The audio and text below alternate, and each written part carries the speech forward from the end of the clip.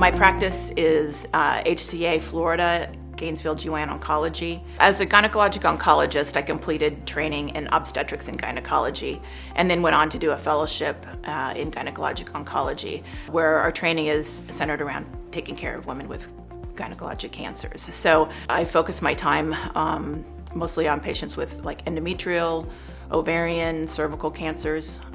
We also manage patients who are just more complicated. My practice is particularly surgical in nature. One of the most dramatic changes in my practice, which I've been practicing for 27 years, but probably the biggest change has been the development of robotic surgery. There are so many benefits from robotic surgery.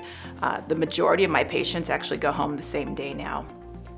It used to be that the majority of my patients stayed in the hospital 3 to 5 days, had significant operative risks just based on my patient population. What we do now is we are able to do what's called sentinel lymph node mapping, and the robotic Firefly technology allows us to map which lymph nodes we think would get cancer cells first and just take those cancer cells out. I really find it a privilege to work with cancer patients. It's not always easy, and my general approach has always been, when I'm with my patients and their families, is to imagine how I would want to be treated.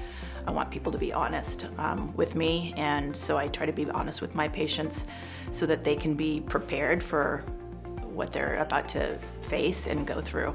I think educating patients is utmost of importance. Most patients are fearful because of the unknown, and me and myself and my nurse practitioners and PA and my nurses, my office staff, we spend a lot of time trying to educate patients so that they feel more comfortable as they go through cancer treatment.